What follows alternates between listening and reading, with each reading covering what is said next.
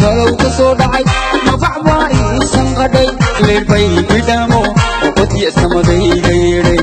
بيدي ليربي بيدامو وخباب الله يغيعي وخباب الله يغيعي وخباب الله يغيعي وخباب الله يغيعي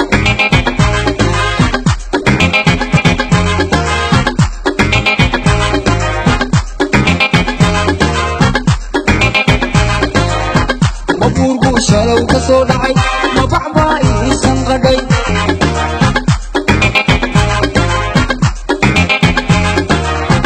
بيدي ليربي بيدامو وقتي سمدي غيري بيدي ليربي بيدامو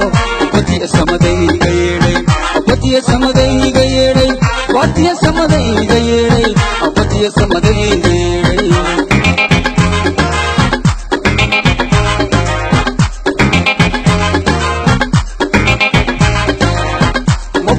شلو كسو دعي مبعبا إيسان غدي magaalada Hargeysa xarunta caasimada Jamhuuriyadda Soomaaliland bay ku taalaa hadda waxa booqateen xarunta wicitaanka xisbiga xarunta waxa ka howlgala 120 qof waxaana shaqeysaa 8 subaxnimo ilaa 9 habeenimo habeenkii dadkaas maalin oo dhan way hadlayaan waxay la hadlayaan dadweyne codbixiyaasha Jamhuuriyadda Soomaaliland oo dhan ku nool laascaanood ay la hadlayeen wiigii hore hadda burcay la hadlayaan hore Hargeysa u la hadleen waxaan rajaynaynaa inta doorashada ka hadhay 200,000 qof inay la hadlaan waxa kale oo iyaguna ay caawinayaan oo jira meesha la hadlaan markay qiyaasaan taageeradeedu inta leeg tahay dad dhulka nooga shaqeeya waxa bariyahan maqlayseen eedeyma wax sariya ka toona lahayn oo xisbiga kulmiye ka soo yeerayay oo ahaa in telefoon lagula hadlo shacbiga Soomaaliland xisbiga ahna murashaxa ayaa isna dhawaan dadweynaha reer Soomaaliland halkan kala hadli doona qof buu codkooda weydiisan doona waayo xaqa codbixinta waxa leh qofka beelina ma laha wadarna maaha qofka Jamhuuriyadda Soomaaliland bay tahay laga martiyo inuu codkiisa la weydiisto isaga tahay marka dadkan imika waxay mataleen murashaxiinta laakiin murashaxa laftiisa ayaa isna soo wici doona dadka hadii rabbi xukumo waxa bariyahan maqlayseen eedeyma wax sariya ka toona lahayn oo xisbiga kulmiye ka soo yeerayay oo ahaa in telefoon lagula hadlo shacbiga Soomaaliland xarunta waxa ka howlgala 120 qof waxaana shaqeysaa 8 subaxnimo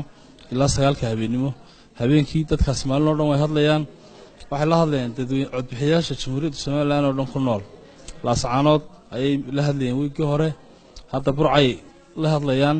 waxa bariyahan maqlayseen eedeyma wax sariya ka toona lahayn oo xisbiga kulmiye ka soo yeerayay oo ahaa in telefoon lagula hadlo shacbiga Soomaaliland hore Hargeysa u la hadleen waxaan rajaynaynaa inta doorashada ka hadhay 200,000 qof inay la hadlaan waxa kale oo iyaguna ay caawinayaan oo jira meesha la hadlaan markay qiyaasaan taageeradeedu inta leeg tahay dad dhulka nooga shaqeeya eedeyma wax sariya ka toona lahayn oo xisbiga kulmiye ka soo yeerayay oo ahaa in telefoon lagula hadlo shacbiga Soomaaliland hore Hargeysa u la hadleen waxaan rajaynaynaa inta doorashada ka hadhay 200,000 qof inay la hadlaan waxa kale oo iyaguna ay caawinayaan oo jira meesha la hadlaan markay qiyaasaan taageeradeedu inta leeg tahay dad dhulka nooga shaqeeya oo deedna meeshii hooseysa kor u soo qaado gala matalan magaalada Hargeysa kale ilaa 5,000 oo dhalinyaro baa naga shaqeeya marka hadii matalan xaafad Hiblaayo taageeradeedu hooseysa xisbiga oo qoladani soo sheegto waxa tagaysa qolada dhulka joogta marka sidii ciidamada cirka kale weeyii laascaanood ay la hadlayeen wiigii hore hadda burcay la hadlayaan hore Hargeysa u la hadleen eedeyma wax sariya ka toona lahayn oo xisbiga kulmiye ka soo yeerayay oo ahaa in telefoon lagula hadlo shacbiga Soomaaliland xisbiga ahna murashaxa ayaa isna dhawaan dadweynaha reer Soomaaliland halkan kala hadli doona qof buu codkooda weydiisan doona waayo xaqa codbixinta waxa leh qofka beelina ma laha wadarna maaha qofka Jamhuuriyadda Soomaaliland bay tahay laga martiyo inuu codkiisa la weydiisto isaga tahay marka dadkan imika waxay mataleen murashaxiinta laakiin murashaxa laftiisa ayaa isna soo wici doona dadka hadii rabbi xukumo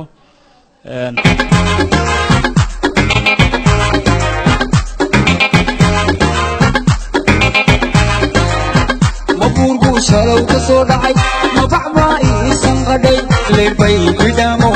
waqtiya samadayga yeedhay beriya leerbay bidamo waxba ballahayga yaacay waxba ballahayga yaacay waxba ballahayga yaacay waxba ballahayga yaacay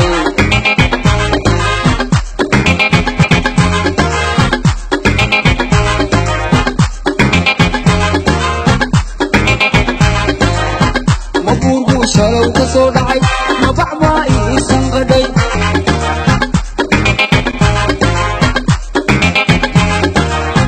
beriya leerbay bidamo waqtiya samadayga yeedhay beriya leerbay bidamo waqtiya samadayga yeedhay waqtiya samadayga yeedhay waqtiya samadayga yeedhay waqtiya samadayga yeedhay